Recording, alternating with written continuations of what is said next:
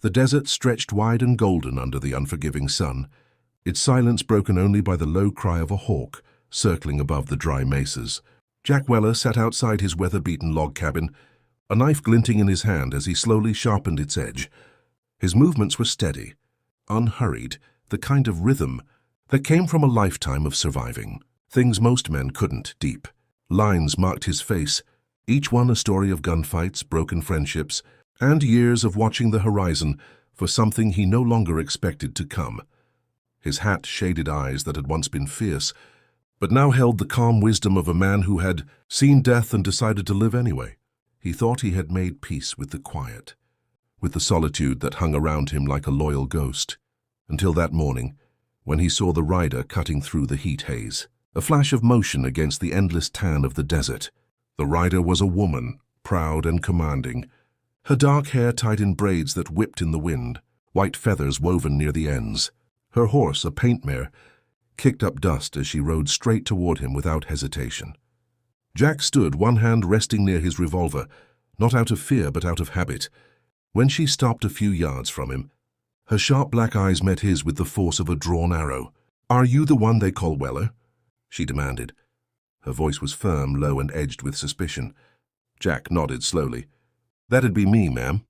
"Depends who's asking." She sat tall in her saddle, her fringed buckskin dress swaying with the motion of the horse, her arms strong and marked with beaded bands. "I am Nayeli, daughter of Chief Kiona," she said. "My people's horses were stolen 3 nights ago. The tracks lead toward these hills. Tell me, Cowboy, do you ride with thieves?" Jack's jaw tightened, though his voice stayed calm. "I've done a lot in my time, lady, but I've never taken what wasn't mine." For a long moment, neither moved. The desert wind tugged at the dust between them, carrying tension and unspoken questions. Nayeli's gaze lingered on his face, measuring him. She saw the steadiness in his stance, the faint glimmer of something honest in those gray eyes. Without a word, he reached for the water canteen beside him and held it out. She hesitated. An Apache warrior accepting water from a white cowboy was no small thing, but thirst and instinct won over pride. She took it, drinking slowly, her eyes never leaving his. When she handed it back, Jack gestured to the shade near his cabin. "You can rest here a while. Desert doesn't care who you are. It burns everyone the same." She almost smiled at that, but held it back. She dismounted, her movements smooth and confident, the sun painting bronze over her skin. As hours passed, the silence between them turned from sharp to easy. Jack repaired his saddle straps, while she mended a tear in her horse's reins. Bit by bit, words began to slip through the quiet. Stories of lost family, broken treaties, and nights under open skies. She told him about her father, who died defending their lands from soldiers, about her promise to lead her people with the same fire he carried. Jack listened, saying little, only nodding as the flames from his small fire flickered in his eyes. By dusk, they shared a meal of beans and jerky, sitting close enough to feel the warmth of the same flame. Nayeli studied him, the way his hands moved with quiet strength, the way he spoke without bragging. He didn't act like the white men she'd met before, full of greed and noise. There was something different about this one, something old, almost sacred like the land itself. "You live alone?" she finally asked. Jack poked at the fire with a stick. "I've been that way for a long time. Company doesn't stick much around here." Her voice softened, though her eyes remained sharp. "Maybe you stopped looking for it." Before Jack could answer, a gunshot cracked through the still night air. Instinct took over. Both were on their feet, rifles in hand, bodies moving in silent coordination, as if they had fought together for years. 3 riders charged down from the ridge, the very bandits Nayeli had been hunting. The night erupted into chaos, gunfire flashing through the darkness. Jack moved fast for a man his age, firing with perfect control, his aim true. Nayeli, swift as a mountain cat, circled to the side, her knife gleaming under the moonlight. When the last bandit fell, silence returned, heavy and electric. Jack stood breathing hard, smoke curling from his revolver. Nayeli's chest rose and fell, her braid loose, her eyes wide as she looked at him. "You fought like a spirit," she said in awe. Jack reloaded calmly, giving her a lopsided grin. "Guess some old dog still got bite." Her lips curved slightly, almost a smile, but something deeper passed between them, a recognition, a spark. Together they buried the dead before sunrise, their movements steady and wordless. When she was ready to leave, Nayeli stood by her horse, looking at him with a strange light in her eyes. "You saved my life," she said quietly. Jack shrugged, his voice rough. "You'd have done the same." She studied him for a long moment, the dawn painting gold across his face. Then she said softly, almost to herself, "Such a capable old cowboy deserves to pass on his genes." For the first time in years, Jack laughed, a deep, genuine sound that startled even him. Nayeli smiled, a real one this time, then mounted her horse and rode into the rising sun, leaving behind a swirl of dust and a silence that suddenly felt too big. Jack watched her go, the echo of her words lingering in his mind like a trail of smoke. For the first time in decades, the old cowboy wasn't thinking about the past. He was thinking about what or who might come next. Days passed after Nayeli's departure, yet her words still echoed in Jack Weller's mind like the wind whispering through canyon walls. The desert felt different now, not quieter but alive with the memory of her presence. Every morning, when he stepped out to feed his horse or check the fences, he half expected to see a plume of dust on the horizon, a signal that the proud Apache rider had returned. Instead, the world remained still, and Jack went about his chores with the uneasy restlessness of a man who realized that solitude no longer suited him. That night by the fire replayed in his mind. The bandits, the shared courage, the look in her eyes when she said goodbye. He had lived years measuring life by sunrises and sunsets. Now he measured it by the day he met her.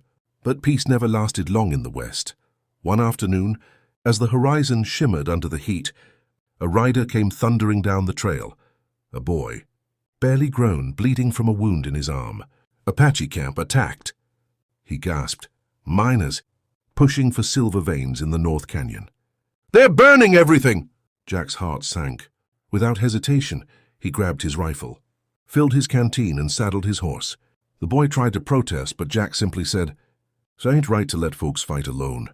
Within minutes, he was gone, the hooves of his horse pounding a rhythm of urgency across the plains. By the time Jack reached the canyon, smoke coiled in the sky like black serpents, flames licked at the edge of the Apache settlement, and chaos filled the air, shouts, gunfire, the cries of frightened horses. He spotted Nayeli near the riverbank, leading women and children to safety, her face streaked with soot, but her eyes burning with determination. Without a word, Jack dismounted and joined the fight. He moved through the chaos like a shadow, his rifle steady, his presence commanding. Nayeli caught sight of him, and for a brief second, her expression softened as surprise, relief, and something unspoken flashing across her face. "You shouldn't have come," she shouted. Jack fired a shot that sent a miner sprawling. "Yeah, I get told that a lot," he replied. They fought side by side as the battle raged through the canyon. Jack's sharp aim covered Nayeli's movements, while her swift strikes kept the miners from flanking their people. The ground trembled with the clash of courage and greed. Finally, as the sun began to dip low, the last of the invaders fled, leaving behind a trail of smoke and silence. The Apache people had held their ground, though at a heavy cost. Jack leaned against a rock, chest heaving, his hat gone, his face streaked with dust and sweat. Nayeli approached, her hand trembling slightly as she touched the scrape on his cheek. "You came all this way for a fight that wasn't yours," she said softly. "Didn't feel right letting you handle it alone," Jack replied. "I reckon we're both too stubborn to walk away." When night fell, the tribe gathered around the remaining firelight. Jack helped rebuild tents, shared what food he had, and spoke little. He wasn't one for grand speeches, but his quiet effort said enough. The elders, though wary of him at first, saw the truth in his actions. Nayeli sat beside him as the stars began to bloom over the canyon. "You could have stayed safe at your cabin," she murmured. Jack gazed at the stars, his voice low. "Safe's another word for lonely." "Sometimes." She didn't answer, but her silence was filled with meaning. In the following days, Jack worked alongside the Apache, helping them repair fences and train new riders. He shared what he knew about tracking, hunting, and defense, and in return, they taught him their ways and the reading of wind, the language of silence, the patience of the earth. The divide between them began to fade, replaced by a mutual understanding carved from sweat and respect. Children followed him around, curious about his worn hat and old revolver. He'd laugh, tell them stories of horses and storms, his voice carrying a gentleness none of them expected from a gunman. One evening, as the last light bled across the desert, Nayeli walked up the ridge where Jack stood watching the horizon. The wind played with her hair, carrying the scent of rain that would soon bless the dry land. "The miners will come again," she said quietly. Jack nodded. "Then we'll be ready." She turned to him, her eyes reflecting the fading sun.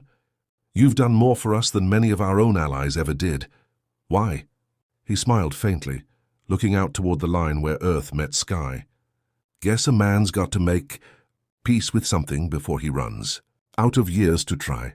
They stood in silence for a while, the world around them turning gold and violet. Then Nayeli placed a hand over his, firm, steady, filled with trust. "You have the spirit of a warrior," she said. "Age does not change that." Jack met her gaze, his voice rough but sincere. "And you've got more courage in you than most armies I've ever seen." For a long moment neither spoke. The connection between them was something beyond words, forged in fire, tested in battle, and sealed by the quiet respect of two souls who had found something worth standing beside. When dawn came the next day, Jack saddled his horse again. The tribe gathered to thank him, but Nayeli stepped forward first. "Our camp is stronger now," she said, "but so are you. The desert has given you back your fire." Jack tipped his hat with a small smile. "Maybe it just reminded me what it feels like to matter." She smiled in return, the kind that carried both farewell and promise. As he rode off toward the open plains, she watched until he vanished into the horizon. Deep down, both knew their paths would cross again, and somewhere between the whispering wind and the endless sky, the legend of the old cowboy and the Apache warrior took root, not of love or conquest, but of respect, courage, and the rare moment when two distant worlds recognized each other as equals beneath the same sun.